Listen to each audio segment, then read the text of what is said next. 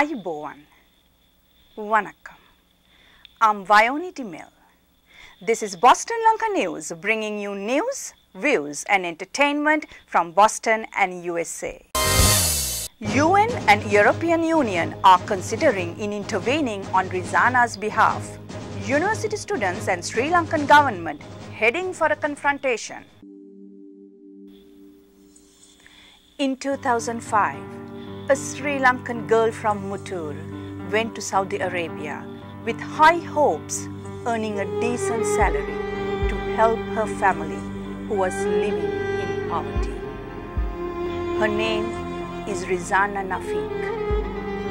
Since 2007, she is in jail being convicted of strangling a 4-month-old infant in Saudi Arabia, an alleged crime committed when she was 17 years old. Any day, Rizana will be beheaded according to the death penalty given by the Saudi Arabian High Court. As the sun sets in a small house in the town of Muttur, Sri Lanka, mother sits with 3 children around her, all sharing a similar dazed look. Farina Nafiq, mother of the children, is mourning the fate of her eldest child, Rizana Nafiq. Rizana's fate has a lot to do with her parents' abject poverty and the harassment people in the East received at the hands of LTTE during 2005-2006, according to Mr. Said Bazir, human rights lawyer and director of the Sri Lankan Muslim Information Centre in United Kingdom. Mr. Bazir joins with Boston Lanka to discuss more about Rizana. Mr. Bazir, we know that you are in touch with Rizana's family. Could you please tell us a little more about Rizana's family and about her? Yes, I mean, we have been campaigning for some time, for some years, since she was arrested and detained. And eventually I decided to go and meet the parents this year, at the beginning. And, I want to know a little bit more about their background, family background. And it was indeed a very sad news to go and see them in abject poverty. The parents were living in.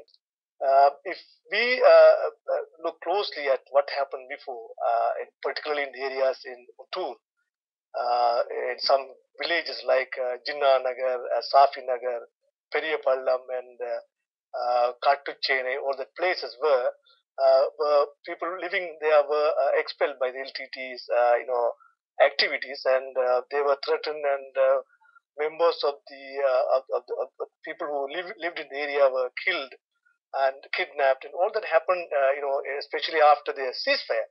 And especially this girl comes from Safi Nagar, where, the people most of the Muslims who are living in that area are from the fishing community. They are involved in fisheries. If you look at the time the girl went to Saudi Arabia, it was in 2005, May, around the time where, subsequently the war started in Muttur in the Mavilar in 2006. But that was a very time we could look at from 2003 to 5, where the people could not go and do fishing. But then what really happened at that time, the people suffered there. The parents thought, they had no other option but to send this girl to make a living and to take care of the family. Mr. Bazir, please stay with us. We have a chance to talk to the director of Asian Human Rights Commission in Hong Kong.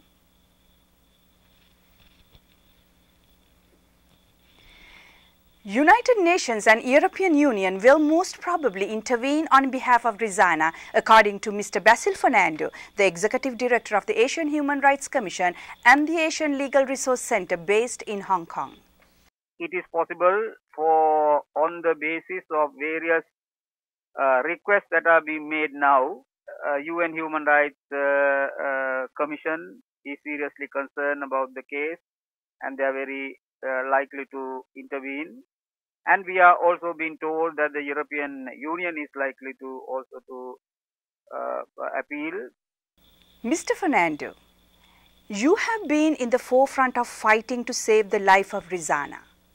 Other than seeking the pardon from the king in Saudi Arabia, we hear that there is a possibility of getting a pardon from the parents of the child who died. What are the chances there? There is a possibility for the family to forgive. Now that is where really the problem is, because the embassy does not seem to show sufficient interest to pursue this course. Father of the child has shown quite a bit of sympathy throughout the case. It has been said that it is the mother who is more reluctant.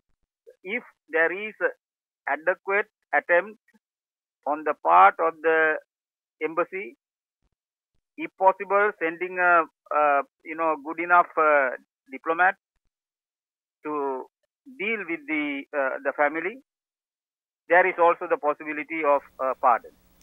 So, Mr. Fernando, there is a good chance of saving Rizana's life. Now, Mr. Bazir, Rizana was a child when she went to Saudi Arabia to work for this family. How did that happen? But the recruitment agencies where they, deployed forging her passport, date of birth in a birth certificate, and obtained a forged passport in a different date of birth, that she was born somewhere in 1982, whereas she was born in 1988. So then they wanted to make an adult person who can go for employment overseas. So this was something we had to look at as to what happened really, and the parents were also victim in some sense, but some blame can go to the parents as to why they were sending a child who was going to school. Okay, Mr. Bazir. Let me get back to Mr. Fernando. Now, Mr. Fernando, there were news reports saying that the appeal filed in the Supreme Court on behalf of Rizana failed allegedly due to lack of diligence on part of the Sri Lankan embassy personnel in Saudi Arabia and a local law firm hired by Asian Human Rights Commission. What would be your response? Human Rights Commission never hired a legal firm.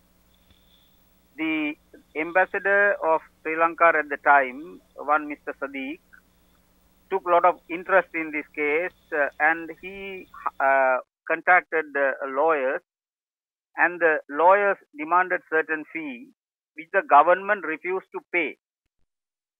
So at that stage, this news about the death has been published. So I wrote personally to Mr. Kohana, who was the secretary to the Ministry of Foreign Affairs that time, asking whether the government will pay the lawyers and hire the lawyers. There was no reply. Then I took the chance and took a call to the embassy, and the Mr. Sadiq, who was the ambassador, was very kind, and he said, well, I am willing to help, but if the government doesn't pay, well, that is a big problem here. Then after I consulted my colleagues, and I called him back and said, if we find the money, will you do the rest? So they understood, and then agreement was signed between the legal firm and the embassy. We merely paid the money. The hiring was done by the embassy.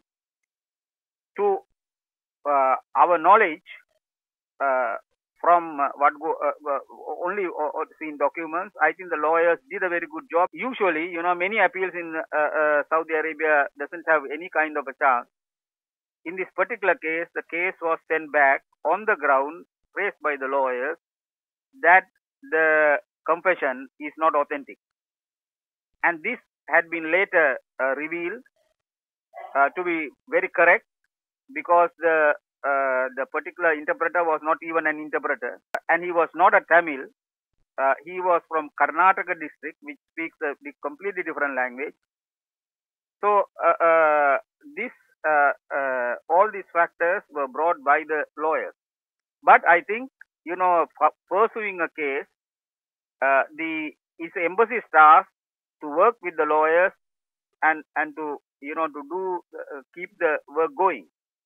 And after the first ambassador, I think this there was at least one more person, Mr. Vijay Sundara, who did a very good job. Beyond, other than these people, the embassy was very, very negligent.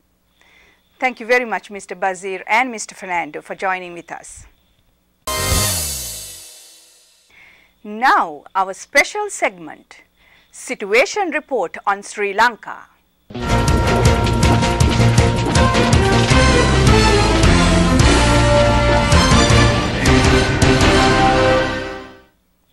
Today, we are focusing on the issue of university turmoil with our Boston Lanka special correspondent Udara Soisa from Colombo. Hello Udara, could you tell us about the latest situation in the universities? Hello, yes, the situation with the universities are indeed taking a very, very big turn towards the worst direction. There's a lot of turmoil and crisis going on. In one hand, we have the JVP blaming the government for this. They're saying this is all a big part of the controversy to sell the free education in Sri Lanka. Whereas in the government is blaming the JVP as part of a wider conspiracy to fling mud and tarnish the image of the government and to stir up the masses against the government. Boston Lanka spoke with both parties right now. When Boston Lanka spoke with the Minister of Higher Education, Rizana, he was strongly in the view that this is all a part of the JVP plan. Interestingly, when Boston Lanka spoke with a correspondent from the Inter-Student Union, they were very strong that this is all a part of the government's campaign to clamp down on the free student movement and also on the free education. Now, where are all this heading, Udara? What are the impacts of this turmoil for students who want to get the best out of their university experience? And also, give us an idea about feelings of the general student population about the government plans to establish private universities. There is no doubt that the students are the ultimate victims of this crisis. For example, we have students who have been beaten up, we have students who have been suspended from the classes, and we also have students who have been arrested. There are over 20 odd students who have been arrested right now. And it is also very, very important to note that the whole crisis began very soon, last month, after government announced about the private university system that they want to introduce in Sri Lanka. In generally, middle class and lower middle class, upper middle class, that range of people in Sri Lanka supports the system of private university, because we have a lot of people have to send their children to foreign countries to get the degrees, and it's a very, very costly adventure. So that is a major part of this crisis. We indeed spoke with several students and several parents as well, and most of them were on the view that Sri Lanka needs private universities. However, we also spoke with several JVP student factions, and they were quite against the movement, because they were claiming that by introducing these sort of private universities, we are indeed curtailing the free education in Sri Lanka. However, they did not elaborate more. So that's all from here in Sri Lanka. Have a great day. Enjoy. That's our Sri Lankan correspondent, Udara Soisa. That concludes our news edition. We meet again with another news edition of News, Views and Entertainment from Boston and USA. Till then, goodbye.